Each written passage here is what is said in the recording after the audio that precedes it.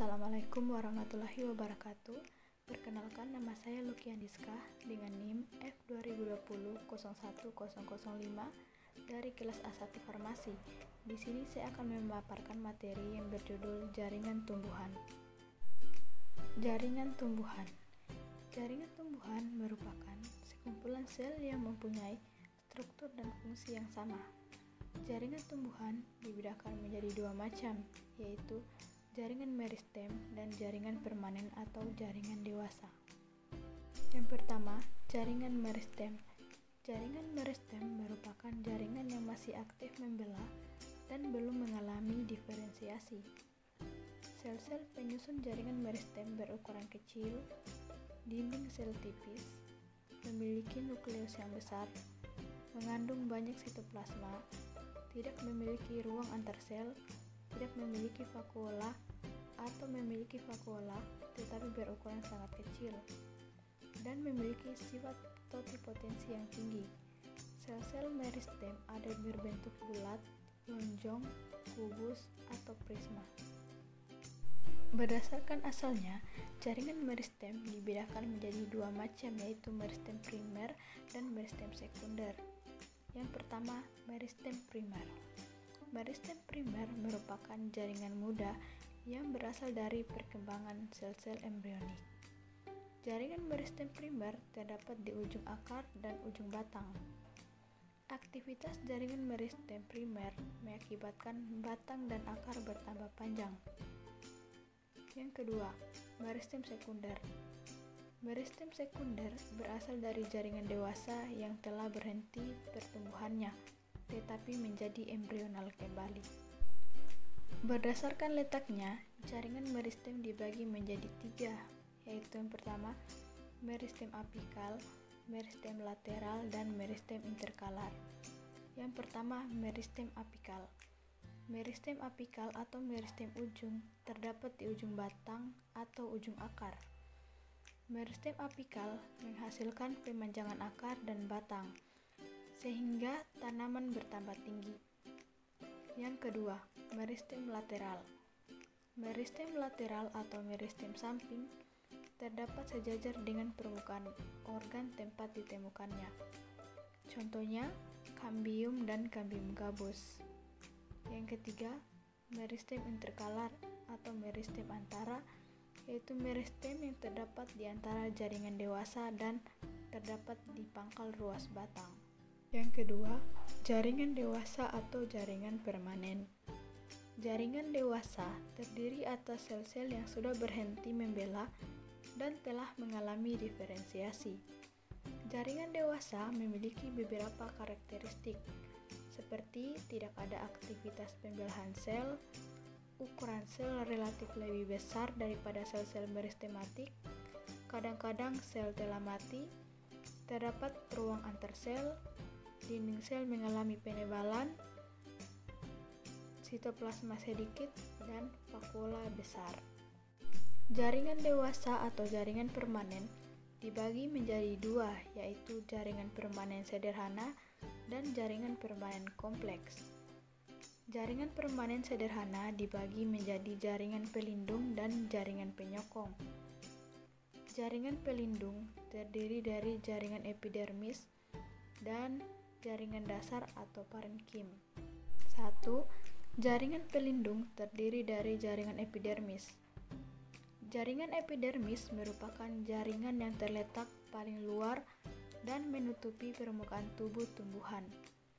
Umumnya, jaringan epidermis terdiri atas satu lapis sel dan susunannya rapat tanpa ruang antar sel. Jaringan ini tersusun dari sel-sel hidup dan tidak berklorofil.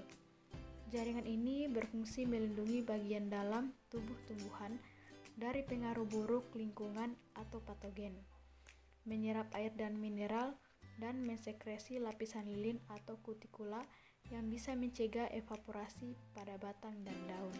Yang kedua, jaringan dasar atau parenkim. Parenkim disebut jaringan dasar karena terletak hampir di semua bagian tumbuhan. Jaringan parenkim memiliki ciri-ciri sebagai berikut.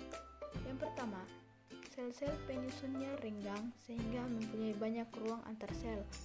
Ruang ini digunakan untuk pertukaran gas.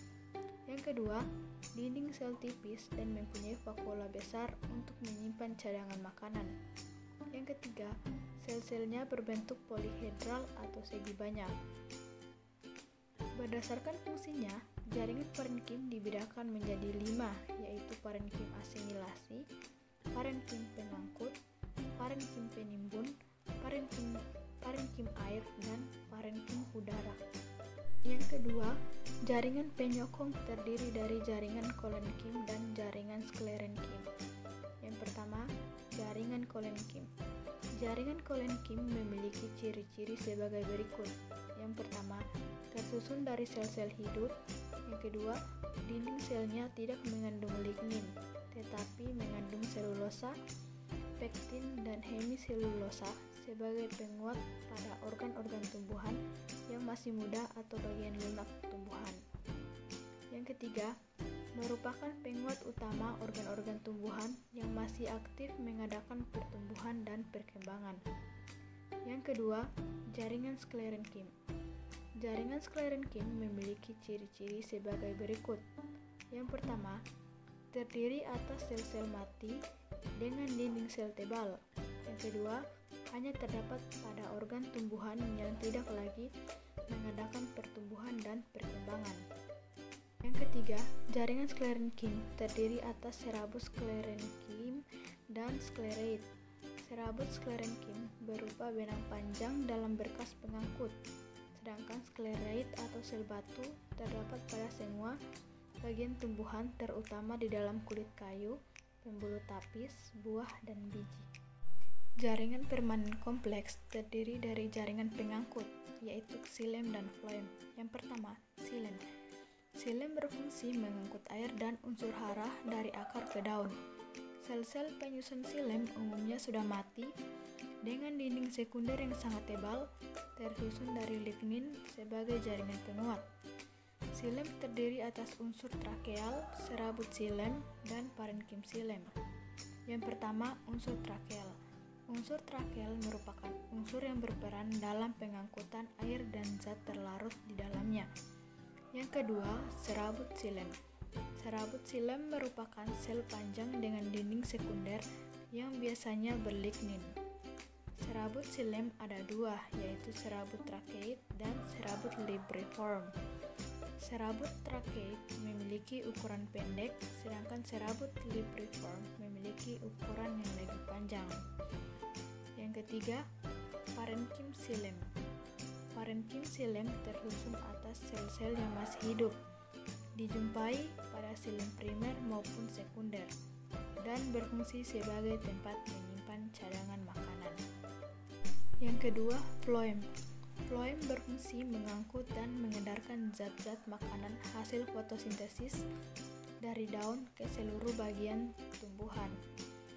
Floem terdiri atas berbagai macam bentuk sel hidup dan mati, yaitu meliputi unsur-unsur kibral, yaitu sel-sel tapis dan komponen buluh tapis, sel pengiring, sel albumin, parenkim floem, dan serabut floem.